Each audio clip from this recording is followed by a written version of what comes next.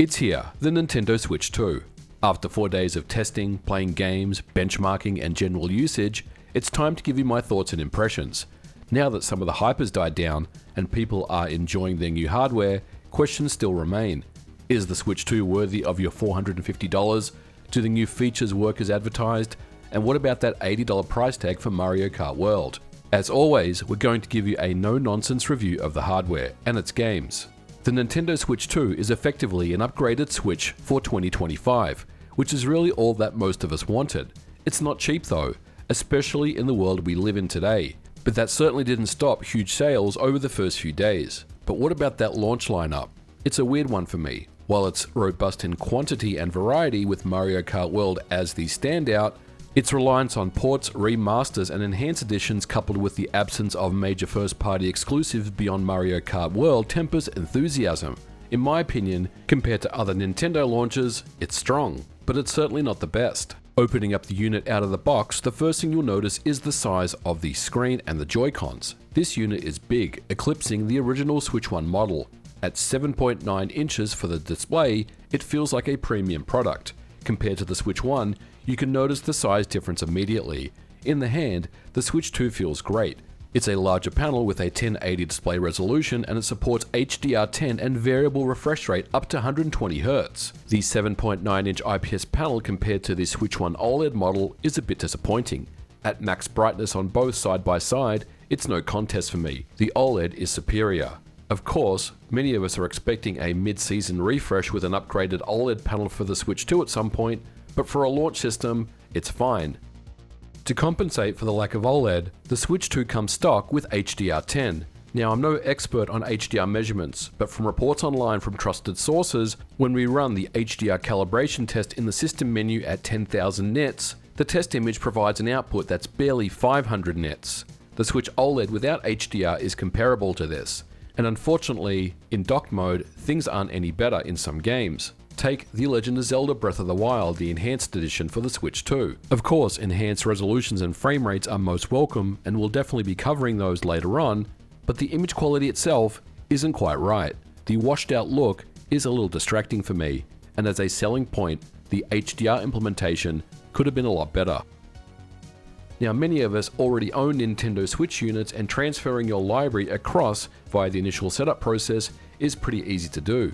Keep in mind that it won't just re-download your digital library, but thankfully the Switch 2 comes with 256GB of internal storage. Now, while this is a significant step up from the Switch 1, in 2025 it's going to be commonplace to download games that are higher than 50GB in size.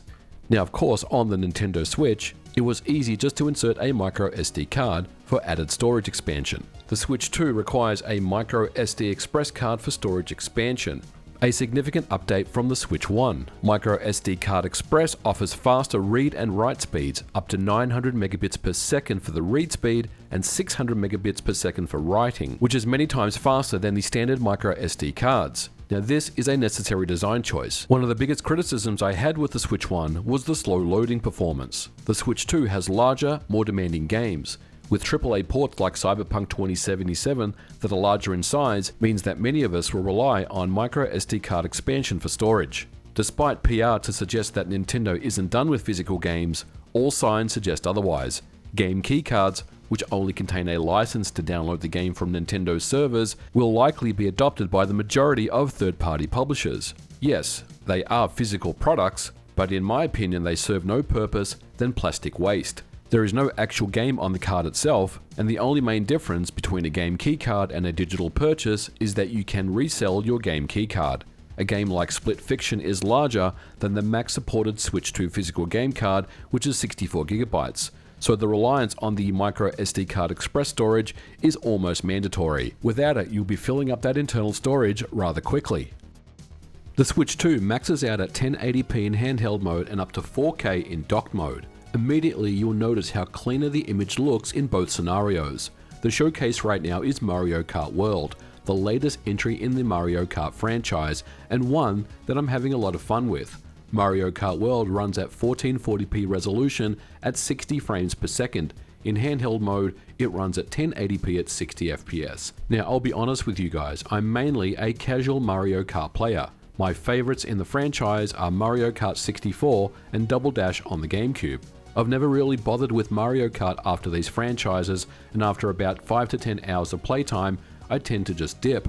Mario Kart World for me is a different story. It's my favourite game in the series for a very long time. There is many hours of enjoyment here and playtime. The free roam mode is fantastic, and I can spend hours on this mode exploring alone. The knockout mode is a fast-paced challenge that's just right for me to pick up and play when I want.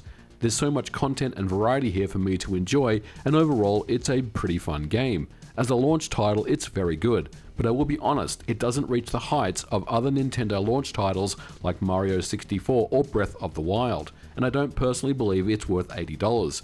Now, I'm fortunate enough to have bought the bundle, which for all intents and purposes offers the game for an extra $50. I don't think I would have bought the game otherwise, regardless of how good it was. And it's in my opinion that Nintendo charges $80 for Mario Kart simply because they can get away with it. It's going to stay evergreen throughout the life cycle of the Switch 2, and they know it. I think $70 is right for the game. $80 I personally can't get behind. Fast Fusion is another launch title for the Switch 2, and it's a digital download only. And this is more of a curious tech demo at best for me. While there is a decent game in there, I don't think it's that appealing. However, the game does show off the power of the Switch 2. Fast Fusion supports up to 4K and targets 60 FPS with HDR, and it looks superb in both handheld and in dock modes. Perhaps the most popular of the third-party titles at launch is Cyberpunk 2077. CD Projekt Red has the complete version on Switch 2, along with the Phantom Liberty DLC. And it's an interesting showcase of what the Switch 2 is capable of. There are 2 frame rate modes available in the game, quality and performance. In performance mode, the game targets up to 40 FPS at 1080p when played in dock mode, and up to 40 FPS at 720p in handheld mode. In quality mode, the game runs at 30 FPS at 1080p in both TV and handheld modes. The game also supports a variable refresh rate in handheld mode for a smoother experience.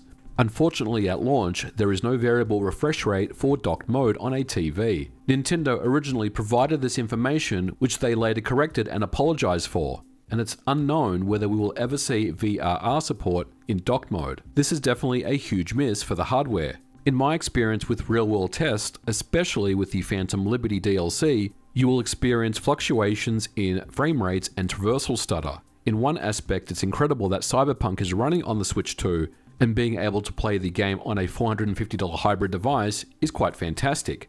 But on the other hand, it's not anywhere close to the optimal performance to enjoy the game. And if we are talking price versus performance, a $399 PlayStation 5 runs much faster. The Switch 2 looks very clean and quite comparable to the PlayStation 5 version. But it's hard to recommend the Switch 2 version above and beyond anything else. It's also one game with a physical edition complete with the entire game on a 64GB game card, and this is definitely a welcome addition. But again, outside of the Xbox One and PlayStation 4 versions, Cyberpunk would be better suited on other platforms. Just my opinion, of course. Now, with new hardware comes new experiences, but what about older Switch 1 titles? The Switch 2 supports backward compatibility with Switch 1 titles under a software layer. Recently, I made a video covering quite a few games running under back Compat. But in summary, many Switch 1 titles will see organic improvements to things like loading speeds, frame rates, and overall performance. This is a good thing, but there are some limitations. First, docked and handheld resolutions will see no increases at all. A game like Bayonetta 3 will hit a constant 60 FPS on Switch 2, which was simply unattainable on the Switch.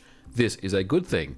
The downside is because of the larger screen and resolution of the Switch 2, in handheld mode, Bayonetta 3 still runs at 480p as its max resolution. This does look suboptimal on the Switch 2 and only further reduces the image quality. What would be nice to see is for Nintendo to provide an option to force a docked mode profile for backward compatible titles, regardless if the Switch 2 was running in docked or in handheld mode. But this may not be attainable, as docked mode uses more processing power and may cause concerns for battery life. I do think Nintendo should investigate this option if it's indeed possible. As the Switch 2 is a new platform, native patches known as Switch 2 Editions are updates to existing Switch 1 titles that provide resolution and/or frame rate increases, as well as additional content in some instances. These are a welcome addition for current Switch 1 owners who own the games who want to enjoy a transformative experience on new hardware. For example, testing out The Legend of Zelda Tears of the Kingdom immediately shows the improvement not only in fidelity, but also loading speeds and performance. While the Switch 1 admirably did its best to keep up, it's obvious looking back that the Switch 1 was struggling. Tears of the Kingdom looks much cleaner with the Switch 2 Edition updates, and I expect to see many more titles see Switch 2 Edition enhancements in the future. But it also poses an interesting issue. Developers would be required to revisit old code bases running on older versions of the SDK to provide Switch 2 Edition updates. This requires time and work, and it's really down to each studio to determine if they want to factor in the time and cost associated in doing that. In the worst case, it may not even be possible to do. While I do agree that any game with a Switch 2 Edition is welcome, I also believe that for the first few years of the Switch 2, we will see many Switch 2 Edition enhancements to fill that void while native Switch 1 titles are in development. If there's one brand new feature of the hardware that surprised me, it's Gamechat. Gamechat is the new feature of the Switch 2 that lets a group of up to 12 people chat while playing games. Now initially, I was in the camp that this was just a gimmick, as we've heard reports of only 9GB out of 12 available for developers. And much in the same way of something like the Xbox Kinect, it would be better suited to eliminate Gamechat and offer those system resources back to developers. But in its execution, Gamechat is really great. Initially, I was reluctant to use it because I felt like without a camera and a headset, it just wouldn't work right. But it's actually the opposite. You don't need a camera for Gamechat, and any USB webcam would work if you choose to. But what's even better is the built-in microphone on the Switch 2 works really great. It picks up voice from across the room and filters out background noise exceptionally well. This is all thanks to the NVIDIA chipset that's found in the Switch 2. 60, right? 60 frames? Yeah. Yep. I did try GameShare from the Switch 2 to the Switch 1. How's that work? When I did it in here, it wasn't great. So I tried to do it from dock to handheld for the Switch 1. As a comparison, while I'm on Xbox Live with a headset, I normally have to turn down the TV audio so there is no echoing over voice on the headset. With Gamechat, you can just relax and play in handheld mode with the volume turned up and chat with friends without the slightest hint of echo. It's really great in how it works, and quite frankly, I love it. You can enable screen sharing, which shows a preview of each person's gameplay, which admittedly is only a tiny postage stamp in size and it's reduced to 15 FPS. But overall, Gamechat is a great feature. What I'm not a fan of, however, is that Gamechat will be locked behind a paywall after March 2026 if you don't have a Nintendo Switch Online membership. Now this has to be the first time a dedicated button on a controller can access a premium service in a game console. It reminds me of those buttons on a modern TV remote that launches direct into Netflix or Disney+. I love the Gamechat service, but I don't like the paywall. Nintendo Switch Online, or NSO, has seen added support for GameCube games. Right now, there's only a handful of them: F-Zero GX, The Legend of Zelda Wind Waker, and Soul Calibur, with more games announced and being added later on. Of course, I'm not the biggest fan of the NSO, and would much prefer ownership of these games individually, as was the case with the Virtual Console, but that's simply water under the bridge. That aside, the emulation quality of GameCube is very good.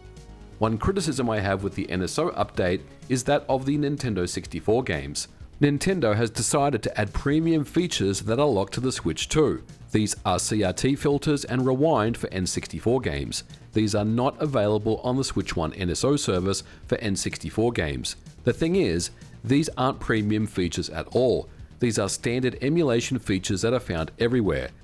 And quite frankly, it's a little insulting for existing Switch 1 owners. Before anyone tells me that rewind and CRT filters are too demanding for the Switch 1, look at almost every throwback retro release on the Switch 1. These features come standard, and there's really no excuse for this, and I'm no fan of this practice at all. Nintendo is clearly looking to move its entire user base to Switch 2, which is totally fine, but Nintendo also gets criticized for being anti-consumer, and in this scenario I absolutely agree. The CRT filter though does look great, but this is not the right move. Nintendo needs to make this available everywhere. Not everyone can afford to upgrade to new hardware in 2025.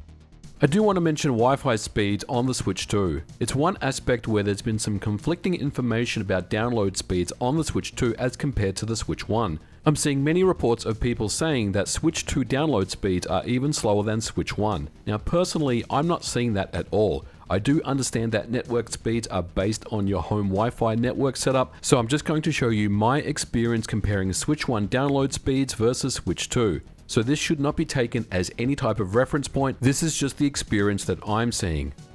I'm on fiber internet 1000 up and down, and both devices are connected to a 5 GHz mesh home Wi-Fi setup. For comparison, these are my speed tests between Switch 1 and Switch 2 that I ran side by side. And some people suggested that I should download a game as another comparison, so what I did was I downloaded a smaller title from the eShop, which is Radiant Silvergun, which is about 1 GB in size. On the Switch 1, the download finished in 2 minutes and 21 seconds, and approximately 50 seconds on the Nintendo Switch 2. So with that information, make up your own minds, but I am interested to hear what people's experiences are with download speeds are on the Switch 2, whether they're seeing better improvement over the Switch 1 or not. But again, this is just my experience, and things seem a lot faster overall. So in conclusion, is the Switch 2 worth $450?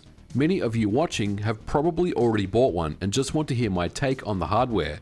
But for those of you who are on the fence, I think the Switch 2 is exactly the right upgrade that the Switch needed in 2025. That doesn't mean, however, that you should run out and buy one immediately. For me, new hardware is about new experiences, and right now the Switch 2 only offers a very limited amount of these for launch. Of course, we're expecting games like Metroid Prime 4, Donkey Kong Bonanza and Pokemon ZA later this year, and it may be worth holding off until these games are available. As it stands, with all new hardware releases these days, it's mostly a reliance on third-party ports and remasters with a sprinkle of enhanced versions and backward compatibility to keep you interested. The price of the Switch 2 hardware, accessories and games is also of a concern. Joy-Cons cost almost $100, while Mario Kart World at $80 is still going to sell many units. We won't know the true outcome of the decision to increase the price of games until much later. Now, if you don't care about Mario Kart, then it's hard to recommend a Switch 2 right now. The third-party ports, while impressive on the Switch 2, don't represent anything for me other than a passing curiosity. On the other hand, if you do own a Switch 1 and want to see your games running better on new hardware, then you won't be disappointed. The Switch 2 is a great device, no question, but it also has its issues. Game keycards I'm not a fan of, and I don't like some of the paywalled features, and the backward compatibility support, while impressive, is not perfect. While overall the Switch 2 surprised me in more ways than one, I'm older and wiser these days, and I've seen many console launches come and go. Nintendo has done a good enough job on the hardware, and its launch, it's sold out almost everywhere in North America, but its long-term success is not assured. As always, it must be about the games. Now we turn to the future and to see how successful the hardware will be in the long term. I think it's going to do okay. But for now, we are going to leave it here for today's episode. Thank you so much for watching. If you liked it, please don't forget to leave me a thumbs up, leave a comment below with your thoughts on the Switch 2, and we will catch you guys in the next episode. Bye for now.